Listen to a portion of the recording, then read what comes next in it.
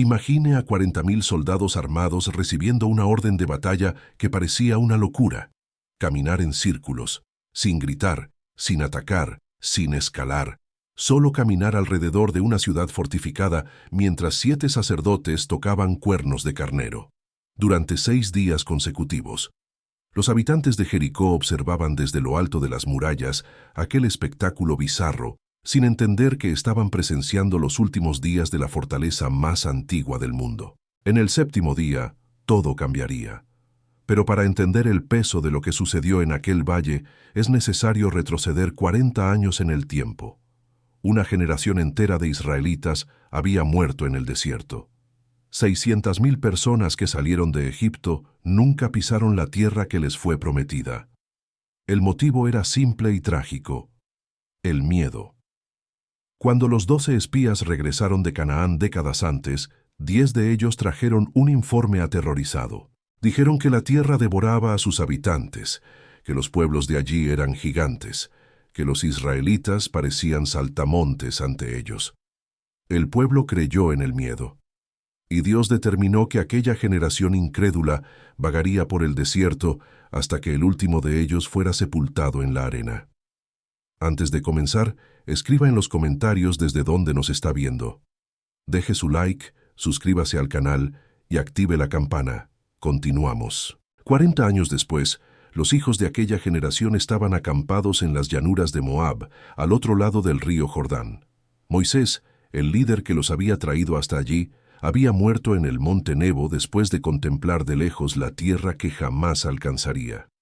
El mando ahora pertenecía a Josué, hijo de Nun, uno de los 2 únicos espías que 40 años antes había insistido en que la conquista era posible. Tenía aproximadamente 80 años. Había esperado 4 décadas por aquel momento. Y la primera ciudad en el camino era precisamente la más fortificada de toda la región. Jericó no era una ciudad cualquiera.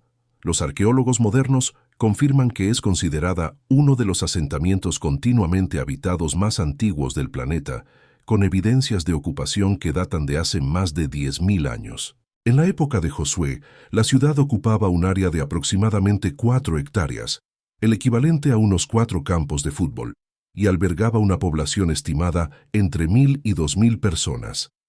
Parece poco para los estándares actuales, pero para la antigüedad era una fortaleza urbana impresionante.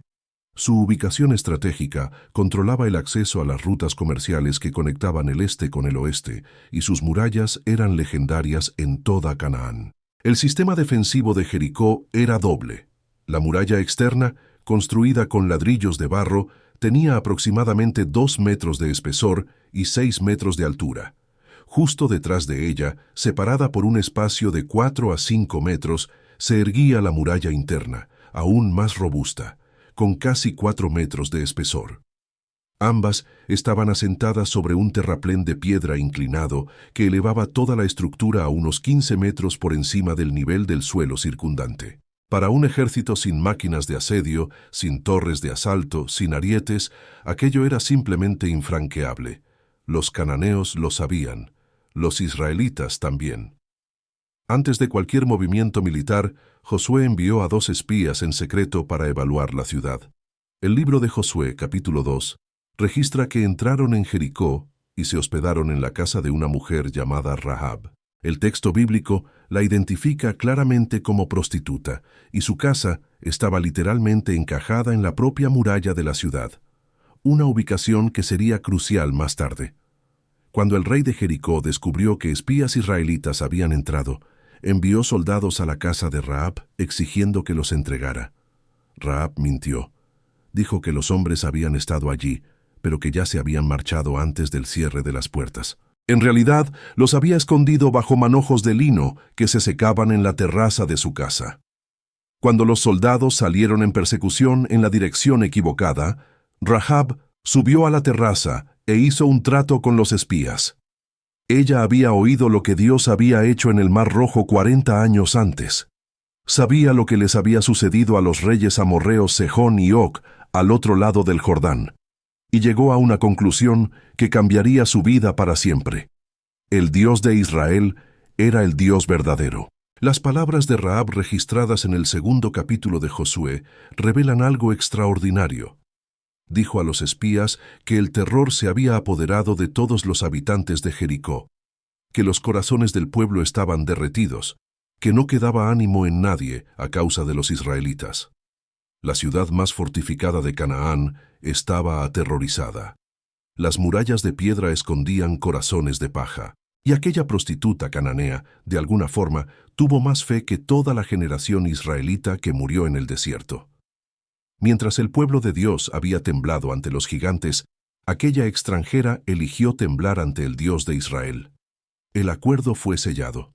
Los espías prometieron que, cuando Jericó cayera, Rahab y toda su familia serían perdonados.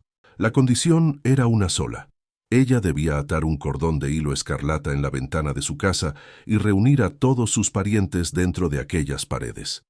Cualquiera que saliera a la calle estaría bajo su propia responsabilidad. Cualquiera que permaneciera dentro estaría protegido. Rahab aceptó. Los espías bajaron por la ventana usando una cuerda.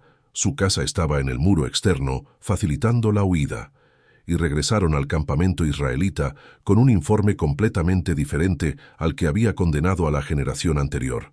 Dijeron a Josué: «El Señor ha entregado toda esta tierra en nuestras manos, y todos los habitantes están desmayados ante nosotros». El próximo obstáculo era el río Jordán. Era época de cosecha, y el río estaba en su nivel máximo, desbordando las orillas. Para un ejército de aproximadamente 40,000 combatientes, más mujeres, niños, ancianos, rebaños y carros, atravesar aquella corriente era humanamente imposible. Pero Dios ya había hecho algo parecido antes, y estaba a punto de hacerlo de nuevo. El libro de Josué, capítulo 3, describe lo que sucedió. Los sacerdotes que cargaban el arca de la alianza recibieron la orden de entrar primero en el río. En el momento en que sus pies tocaron el agua, el flujo del Jordán se interrumpió. El texto dice que las aguas que venían de arriba se detuvieron, amontonándose a una gran distancia, en la ciudad de Adam. El lecho del río se secó por completo, y todo el pueblo cruzó por tierra seca, exactamente como había sucedido en el Mar Rojo 40 años antes. Los sacerdotes permanecieron quietos en medio del lecho seco, sosteniendo el arca, hasta que el último israelita completó la travesía. Para marcar aquel momento, Josué ordenó que 12 hombres, uno de cada tribu, tomaran 12 piedras del medio del Jordán, del lugar exacto donde los sacerdotes se habían detenido. Aquellas piedras fueron apiladas en Gilgal, el primer campamento israelita en Canaán, como memorial perpetuo. Cuando las generaciones futuras preguntaran qué significaban aquellas piedras, los padres debían contar la historia del día en que el Jordán se secó ante el arca del Señor. Gilgal estaba a aproximadamente 3 kilómetros de Jericó. Los israelitas podían ver las murallas de la ciudad en el horizonte.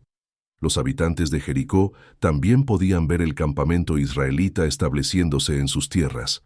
El terror se intensificó. Las puertas fueron cerradas, nadie entraba, nadie salía.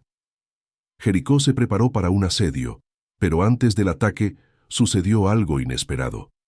Dios ordenó que todos los hombres israelitas nacidos en el desierto fueran circuncidados. Durante los 40 años de peregrinación, la práctica había sido descuidada, y ahora una generación entera necesitaba pasar por la señal de la alianza antes de avanzar. El libro de Josué, capítulo 5, registra que esta circuncisión masiva ocurrió en Gilgal, y que el pueblo permaneció acampado hasta que todos se recuperaron. Para los estrategas militares, aquello era una locura. Incapacitar físicamente a todo su ejército a pocos kilómetros del enemigo parecía un suicidio táctico. Pero para Dios, la obediencia iba antes que la conquista. La identidad espiritual era más importante que la ventaja militar. Fue allí, en Gilgal, donde los israelitas celebraron la Pascua por primera vez en suelo cananeo. Comieron de los frutos de la tierra, y al día siguiente el maná cesó. Después de 40 años de pan del cielo, el suministro milagroso se detuvo exactamente cuando dejó de ser necesario. A partir de ese momento, comerían de lo que la tierra producía. Entonces vino la visión. Josué estaba cerca de Jericó, probablemente observando las murallas, planeando estrategias, calculando posibilidades. Y de repente vio a un hombre de pie ante él, con una espada desenvainada en la mano. Josué, como todo general ante un desconocido armado, hizo la pregunta obvia: ¿eres de los nuestros o de nuestros adversarios? La respuesta fue desconcertante. Ni lo uno ni lo otro. He venido como comandante del ejército del Señor. Josué cayó con el rostro en tierra, se quitó las sandalias de los pies. El lugar era santo. El comandante del ejército celestial había aparecido personalmente para asumir la operación. Aquella guerra no sería ganada por capacidad humana. El plan de batalla vendría directamente del cielo. ¿Y qué plan? Cuando Josué escuchó las instrucciones, probablemente necesitó toda su fe para no cuestionarlas. Durante 6 días, todo el ejército israelita debía marchar alrededor de Jericó una vez al día. El arca de la alianza iría en el centro de la procesión, cargada por los sacerdotes. Al frente de todo, 7 sacerdotes específicos soplarían continuamente 7 trompetas de cuerno de carnero. Los soldados debían mantener silencio absoluto. Ni una palabra, ni un grito de guerra, ni una provocación. Solo el sonido de las trompetas y el ruido de 40.000 pies marchando sobre la tierra. En el 7º día, el procedimiento cambiaría. En lugar de una vuelta, serían 7. Y al final de la 7ª vuelta, cuando las trompetas sonaran en un unísono prolongado, todo el pueblo debía gritar con toda la fuerza de sus pulmones. En ese momento, las murallas de Jericó caerían por sí mismas, y los israelitas entrarían en la ciudad por todos lados simultáneamente. Ponga esto en perspectiva. Tiene una ciudad fortificada con murallas dobles, asentadas sobre 15 metros de terraplén de piedra. Del otro lado, tiene un ejército sin máquinas de asedio, sin experiencia en guerras de conquista, formado por hijos de esclavos que habían pasado toda su vida comiendo maná en el desierto. Y el plan de ataque es caminar en círculos tocando cornetas. Cualquier general del mundo antiguo se habría reído. Cualquier espía cananeo que informara sobre esta estrategia sería acusado de embriaguez. Pero Josué había visto abrirse el Mar Rojo. Había visto caer el maná del cielo cada mañana durante 40 años. Había visto brotar agua de las rocas en el desierto. Él sabía que el Dios de Israel no operaba dentro de las limitaciones de la lógica humana. En el primer día, el ejército se organizó. Los soldados armados al frente, luego los 7 sacerdotes con las trompetas. A continuación, otros sacerdotes cargando el arca de la alianza. Por último, la retaguardia. La procesión comenzó a moverse alrededor de las murallas de Jericó, mientras las trompetas sonaban ininterrumpidamente. Los habitantes de la ciudad observaban desde lo alto, probablemente divididos entre el terror y el escarnio. ¿Era aquello un ataque o una ceremonia religiosa? Los israelitas completaron una vuelta alrededor de la ciudad, una caminata de aproximadamente 900 metros, y regresaron al campamento. Silencio. En el segundo día, el mismo ritual, la misma marcha, la misma vuelta silenciosa, el mismo regreso al campamento. En el tercero, cuarto, quinto y sexto día, la escena se repitió idénticamente. 6 días de marcha, 6 vueltas completadas, 6 regresos al campamento sin ninguna acción ofensiva. Los habitantes de Jericó deben haber pasado del miedo al desprecio y del desprecio de vuelta al miedo. No había precedente para aquello, no había explicación lógica, y la incertidumbre era quizás más aterrorizante que un ataque directo. Piense en la disciplina que aquello exigía de los israelitas.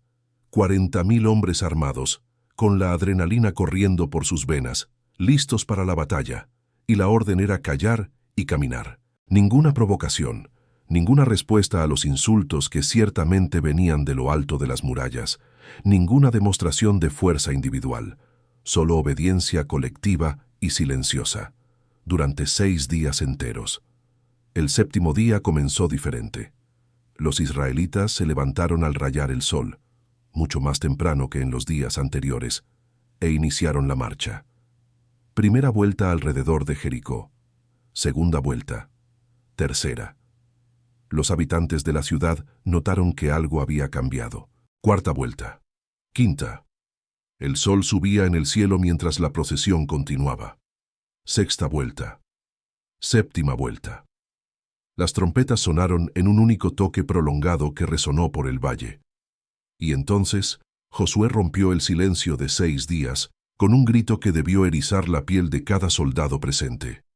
Gritad, porque el Señor os ha entregado la ciudad. 40.000 voces explotaron al mismo tiempo. El grito fue tan intenso que probablemente pudo oírse a kilómetros de distancia. Y entonces sucedió lo imposible. Las murallas cayeron. El texto hebreo original usa una expresión que indica que las murallas se derrumbaron en su propio lugar, hundiéndose sobre sí mismas. No fue una explosión hacia afuera, fue un colapso hacia abajo. Los arqueólogos que excavaron el sitio de Tel es-Sultan, el lugar identificado como la antigua Jericó, encontraron evidencias de que las murallas de ladrillo cayeron hacia afuera, bajando por el terraplén de piedra y formando una rampa natural por la cual los invasores pudieron subir.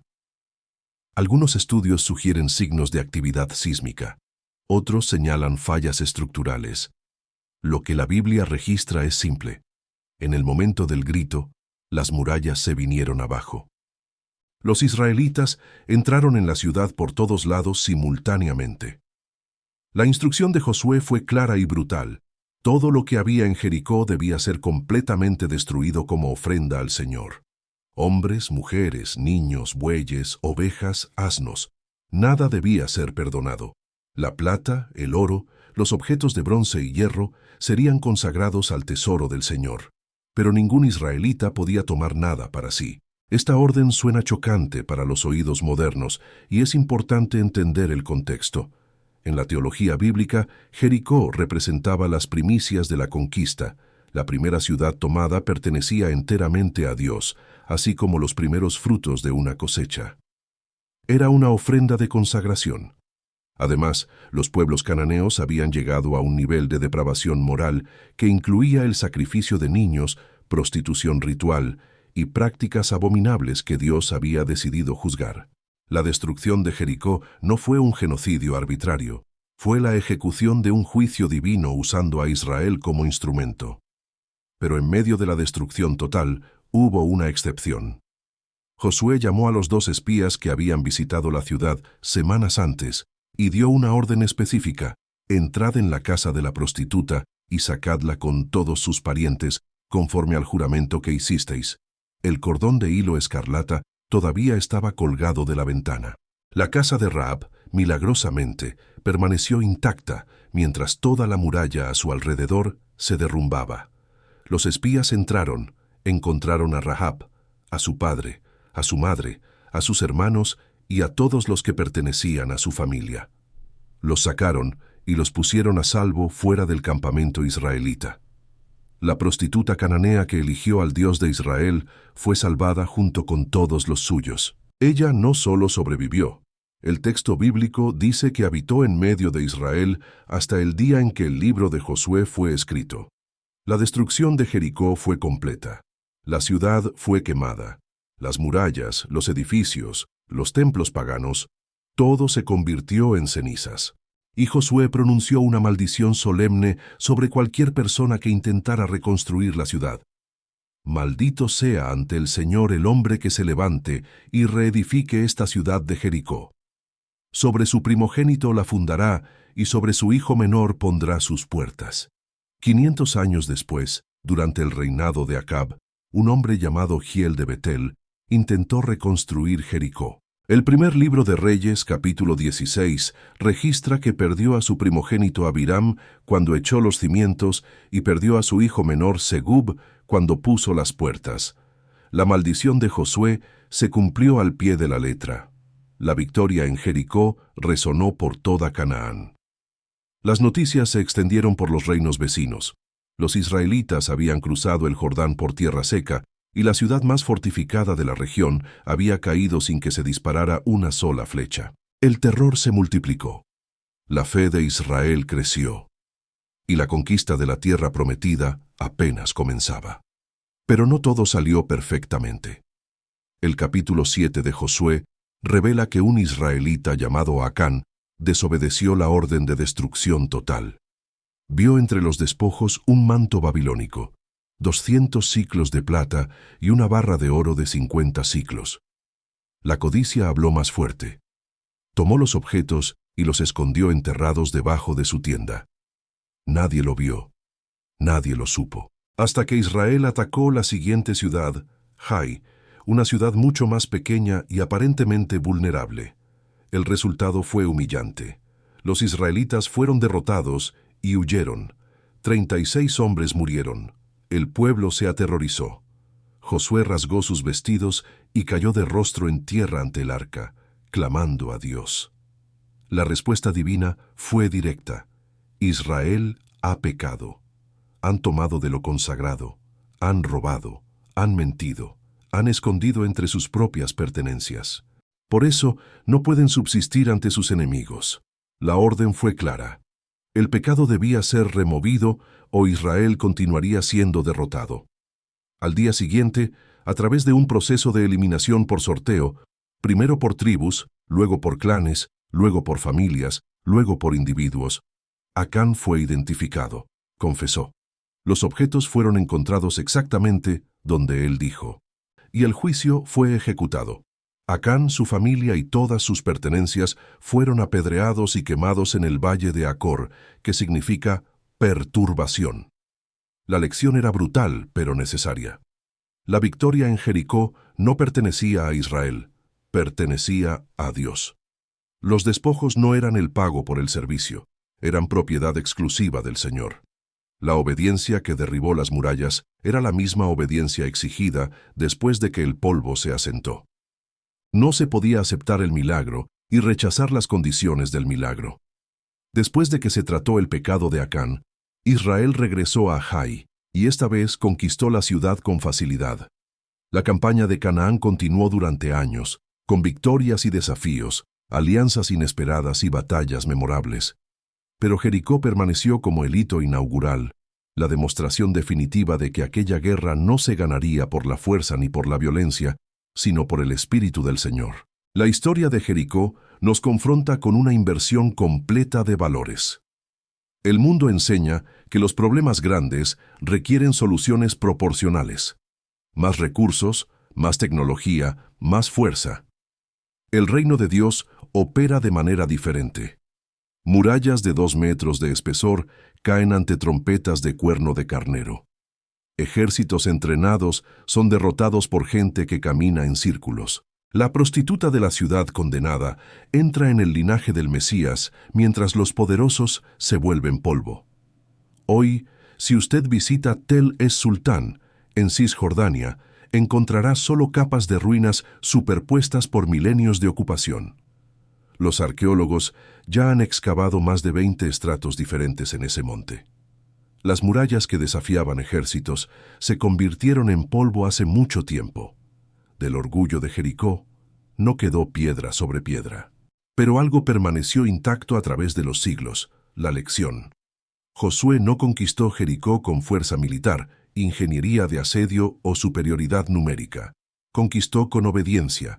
7 días de marcha silenciosa, mientras el mundo observaba y probablemente se reía.